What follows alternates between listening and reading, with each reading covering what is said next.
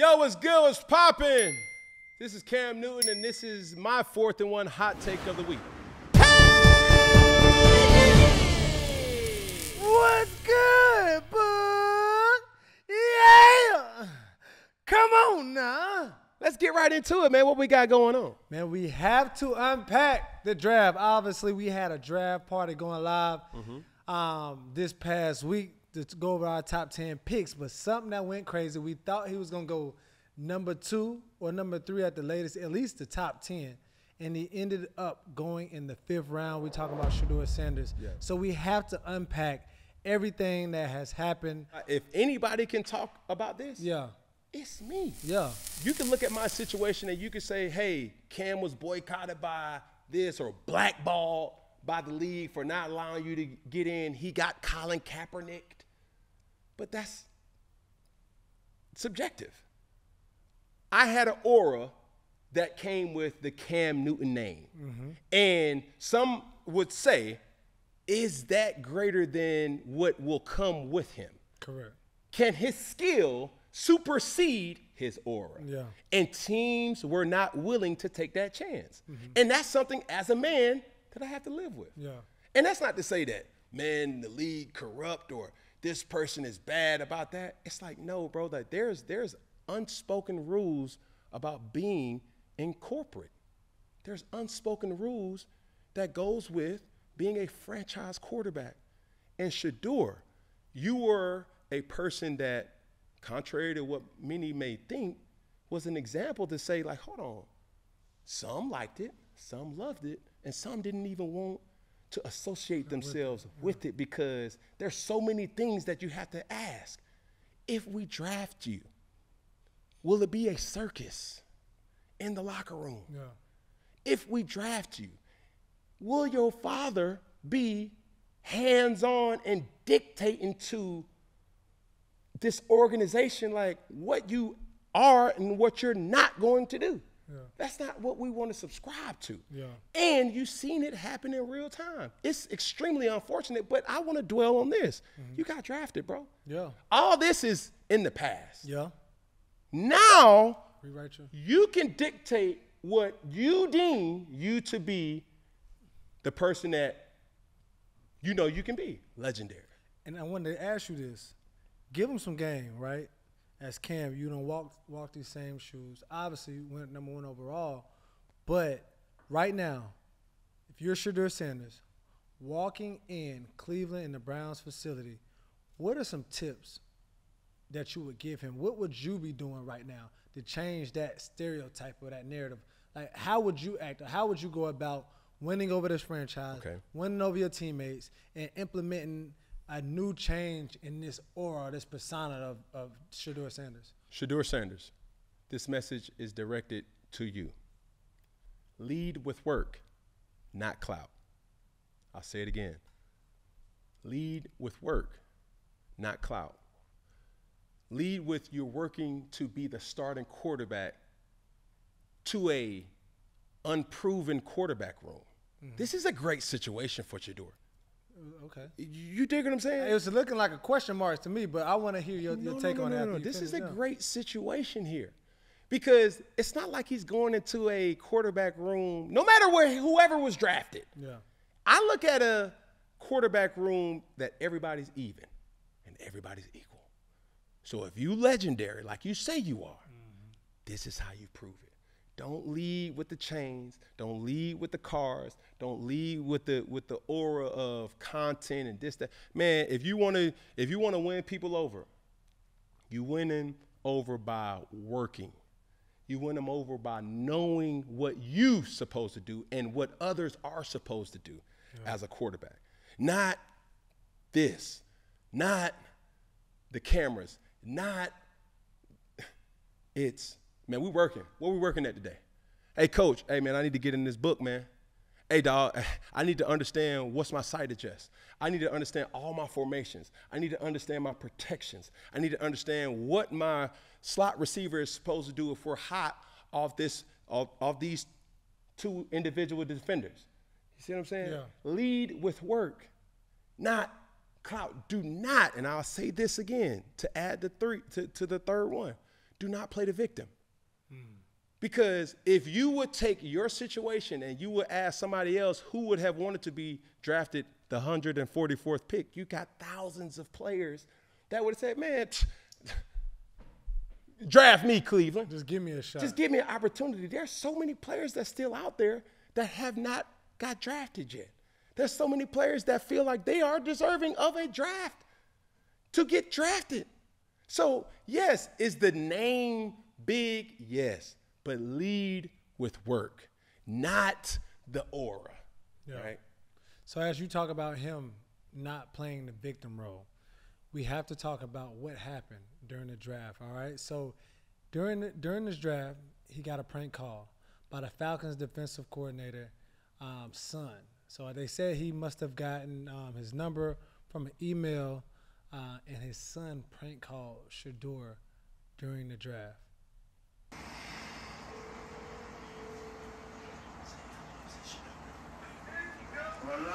Hey, is this Shedeur?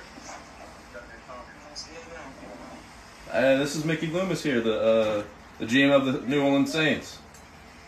How you doing? This is Mickey Loomis here, GM of the Saints. How you doing? Good, how are you, man? Good, been waiting on you. Yeah, we have. It's been a long wait, man. We're going to take you with our next pick right here, man. This ain't gonna be nothing to do. Hey, but you're going to have to wait a little bit longer, man. Sorry about that. Okay.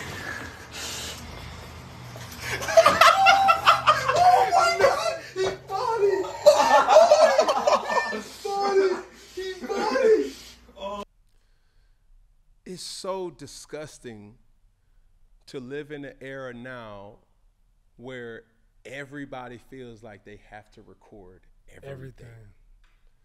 I felt so bad for Shedeur. I felt so bad for Dion. I felt so bad for Shiloh. I felt so bad for, Family Junior, whole, just the whole family, because it's such a vulnerable moment. It's such a time where you think about what the NFL draft is. This is probably the only moment in American history where minorities turn millionaires in a day. Just like that. It's like bigger than a graduation when you come across this. You know what I'm saying? Yeah. Where at least 100, 200, potentially even 300 individuals are going to become or change the dynamic of their family's lineage off of one day. Man. And somebody playing with you. And to have this G14 classified information leaked on your hands, let's flip it, right? Yeah. Because there's so many people that have emotional distress. Correct. They be sued because, the embarrassment. He should have some type of fine associated with it. And they didn't handle him directly. You know what I'm saying? Yeah. What does an apology do when I was publicly embarrassed? Yeah. So that will stop all these games and all this, you playing back up. Like, bro, I don't play like that. And you shouldn't play like that either. But some would say, bro, it was a joke. It was a prank. Yeah, but, bro, you got to understand. You got to cite the source and cite the individual. That's not something that you play with. Yeah. And you trying to, use him as a piñata to hit around for your reasoning. It's like, nah, dog, like, heck no. He's human at the end of the day. And I think that's something that people forget. Regardless of the Shedeur, the Sanders name, bro, this man, just like so many other men, worked their whole life for this day, for this moment. And for you to try to steal that person's joy, no matter what you might think of somebody, is not acceptable. It's not okay. And that was classless. You know what I'm saying? That was not a good prank. And I know a lot of people say, oh, it's just a joke. But it's like, bro, you don't play them type of games. There should be a barricade to vulnerability. Correct. And to be recorded on both sides. Because on Shedeur's side, it was he had his team, running the footage and trying to get this moment for keepsake. Yeah. And then on the opposite side, you have somebody in a dorm room playing, and we've seen this happen time and time. Hell, I was a person that got ridiculed about a potential prank call. Yeah. The Debo situation. Yeah. It's like, bro, I didn't call you. Yeah. Right? And the footage showed that I didn't call. Yeah. But you got these people who play these type of games, and for what? Just to apologize when the damage has already been done. Yeah. It's like, no, NFL, we gotta do something. That ain't good enough. Because we got to do something. Because I put it like this, and not to be, tone deaf to situations where people really lost their lives. If this person were to be handed information off of the carelessness of your behalf, lives were impacted. Yeah. And you did it for a laugh. Like, if this is classified information, you need to be held accountable for that classified information. Correct. Phone numbers, email addresses. Like, this is not something that people could just say, oh, oops, my fault, man, he got my computer. Like, what? Like, no. We need to have more of a seriousness with the information that you have. Because when you work for these organizations, No, for as a sure. former employee for an NFL organization, you can't just go out. I can't just send out photos of players, locker room man. interviews and stuff just like that. There are disclaimers. There's NDAs that has to be NDAs that go along signed. with There's this, things yeah. like that. And if they are breached, there has to be some type of Repercussions to this. Like, come on with it. Yeah. So to make a public apology is not good enough, because the cause of what you did does not reciprocate the effect of it. Yeah. One thing I would say to turn lemons into lemonade, even with a Shedeur. On one point, people do say, all the flashy, the cockiness, that's not good for a leader. But another hand, I do think it makes him a better leader because he has lived a public life for so long. Yeah. So a lot of times, these cats get into college, then they blow up, or these cats end up in the league and they don't know how to handle the fame. His level of maturity of being a celebrity is so much greater than so many other people in this draft. And he he this handled himself well. I think he's grown up in 3 days. Oh, man. That he now knows walking into the Cleveland Browns locker room, Yeah. it'll be different than him walking in as the number 2 pick or the number 3 pick. Correct. You see what I'm saying? As the 144th pick, it's more like, okay, I'm still in the same destination, but my mentality is a little different. Yeah. Now, going back to the quarterback locker room, this is a great situation for Shedeur. Contrary to what you may think. Yeah. You got Joe Flacco, right? Okay. You have another quarterback that they drafted, Dylan Gabriel, right? Deshaun Watson. Deshaun Watson, who is still a question mark if he's going to be healthy enough to play this specific year. You got Kenny Pickett, Yeah. right? These are all unproven players. There's a lot of questions. So basically what the Cleveland Browns are saying is, may the best man win. It looked like the Spider-Man meme. Who Everybody. Who? gonna do it? You gonna do it? Facts. And That's exactly what it is. he's in a ideal situation. Now, if he got drafted by the Kansas City Chiefs, I mean, you already know you're going to sit. if he got drafted by a proven starter where he had to be a day one backup, Yeah. this is still him. Everything that Shedeur wants to do is still in his foreseeable future. Yeah. You go in with the mentality to work. You go in with the mentality to win that locker room over and that organization over with your preparation. You can be a starter. It may be as soon as being a day one starter. Because one thing about the NFL, especially one thing about the Cleveland Browns, they looking for a leader to ascend to being the guy and not just a person that's just like, he's just a Band-Aid. Yeah. And what better way to find out than with competition? Yeah. And that's one thing, when he was asked about, do you have any regrets about your pre-draft process? He quoted and he said, I feel like in life it's always a way I can improve. And then he went on to say, some things I could have done at the time that seemed right at the time, I could have went about it in a different way. And it was more during the season when he felt like he was messing up. He could have went about it in a different way. But even with that, And obviously, you got these 5 quarterback room. Everybody not even gonna make it out of training camp. No. Once the season starts, No. you know, everybody, it's only gonna be one. That's one thing about a quarterback. It's only one that can play at a time. But like I said, let's not play the victim here. How do we move forward? Correct. Right? The dust has already settled Yeah. at this particular point in time. You have opportunity. You're going into a locker room where may the best man win. Mm-hmm. If I'm the competitor, if I know Shedeur to be the competitor that I expect him to be, he's going to take this and say, hey, man, look, that money that I probably missed out on, man, I'm going to show and prove. Correct. I'm not going to dwell and harbor on how it was done, right? Some would say, like, wow, like, would you even want to get drafted by a team that should have took you earlier? You don't think about those type of things. But, like, even from your experience, him being drafted 5th round, and, like, how many snaps and stuff that he get. I know we're getting deeper in it, but obviously, you know, being a proven starter, the proven starter will also get the most of the snaps. Now, this is just, I don't even know who they have. But you don't have a proven starter, Exactly. which makes it to be a good situation. So you feel like his draft status has nothing to do with his outcome? That's over and done with. Okay. Like, Okay. let's control what we can control now. Mm-hmm. And some would say, like, yo, this is a black and white, this is a race thing, this is how people wanted to humble him. This has nothing to do with that. We don't care about that anymore. Yeah. He's now on a roster, and now you have to make lemonade out of your current situation. Yeah. Nobody wants to hear about, you can't keep dwelling on, man, they did you wrong.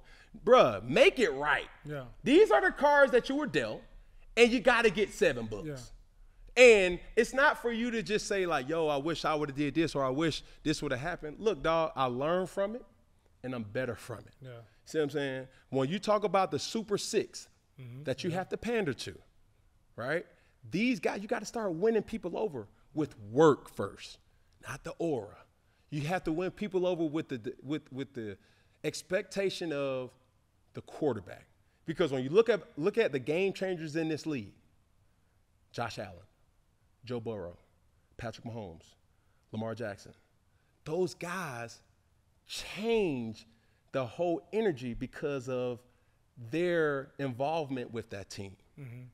He still has to prove himself to be that guy to say, hey, we got Shedeur, we good, right? And it starts with one day at a time. Yeah. It's not for you to just say, like, oh, man, you know, he carried himself like a DB. He carried himself bigger than life. He carried himself in a way that was just like he looked down on organizations. That's old news, bro. Yeah. Now, go into rookie minicamp with the mentality that I'm here to work. I'm going to be the starter, and I'm going to do any and everything that requires of me to do to be the best for my team. So I got to ask you, a way too early projection, just for fun and games, out of these 5 people, who would you project as your starter and your backup out of these 5? I think day one starter is Joe Flacco. Okay. I think the majority of the reps should go to a younger guy, but I think his maturity of the position will give him, not him the advantage, but the coaches, the players, the executives, the understanding, like, he may not can do elite things, but he knows his job. Joe Flacco, you saying? Joe Flacco. Okay. Now, with Kenny Pickett, we know what he can do. He's shown what he can do. We don't know what Dylan Gabriel can do. We don't know what Shedeur can do.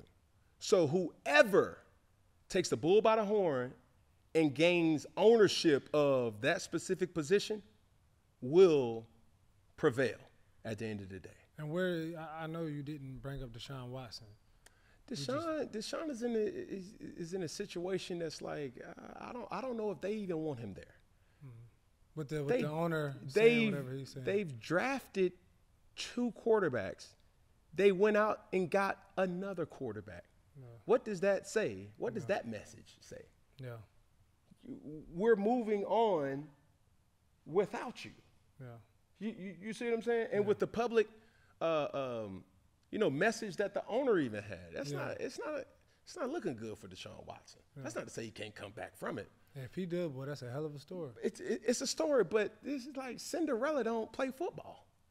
Yeah. You know what I'm saying? It's like, yo, we all want the underdog story, but it's like, yo, hold up now. Now, the question is does the Cleveland Browns have all the other pieces? Receivers, tight ends, running backs, offensive line, defense.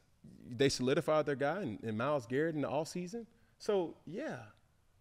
But when you think about that, nobody cares about all that other riffraff. It's like, bro, you in the big leagues now. Like, nobody cares who your dad is. Nobody cares who you are. Nobody cares, what you've done. It's what have you done for me lately? What are you doing currently that is going to put this team, franchise, organization in the best situation to win football games? And that's who the starting quarterback is going to be, whether it's Joe Flacco, Kenny Pickett, Dylan Gabriel, Deshaun Watson, or Shedeur Sanders. And if I'm Shedeur, I will say this again.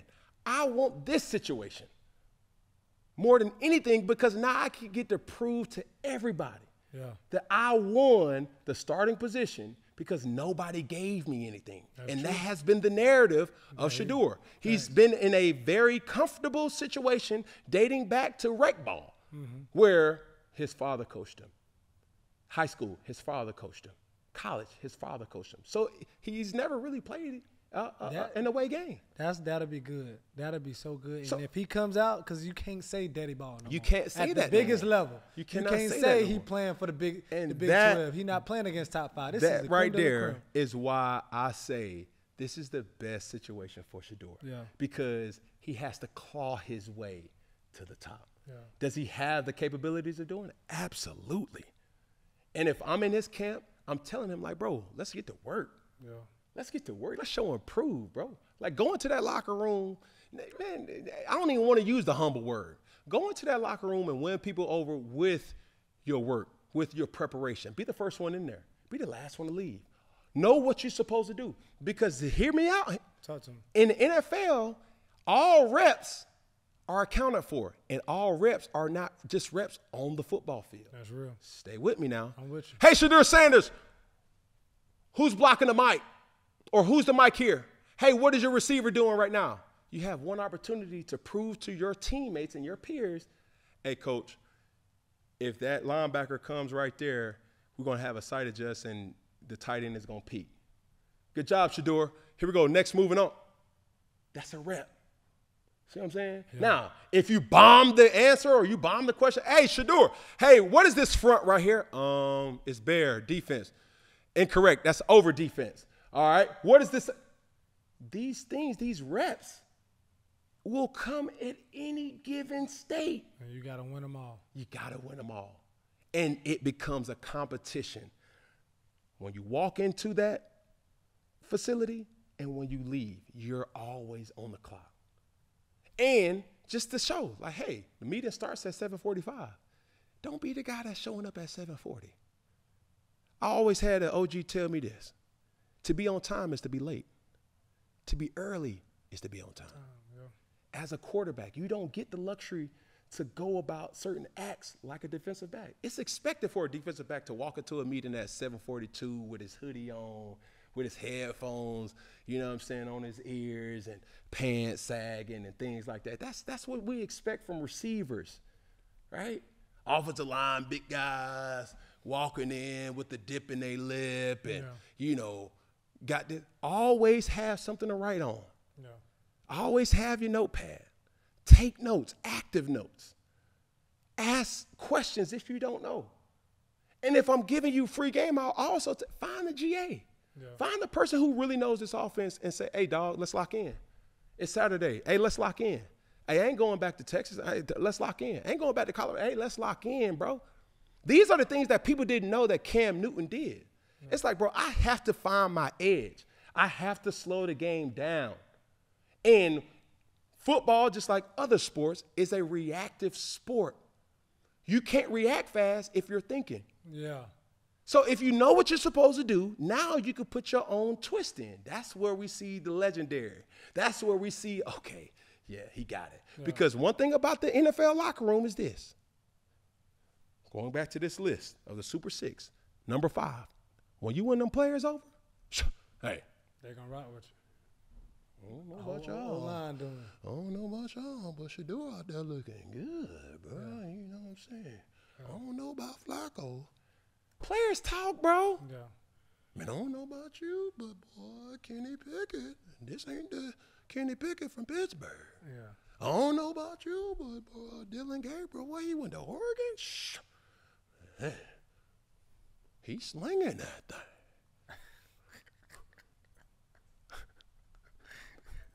All right. Okay. Oh my God. Not the. Oh, No. Okay. You know what I'm saying? It's one of the things like, hey, bro, players talk. Yeah. Coaches talk more. Yeah. When they go up in them staff meetings and they start saying, okay, they record everything because their job is on the line. They don't play favorites when your job on the line.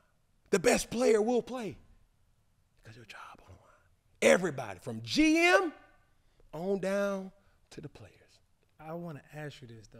Can the aura come back out if Shedeur starts or is playing with? Absolutely. Do you see him starting this year? I do see Shedeur Sanders starting for the Cleveland Browns at some point this year. Say less. Now, the question is, does he start out of desperation of finding out what he can do, or does he start because he's earned the respect to start? That's two different situations.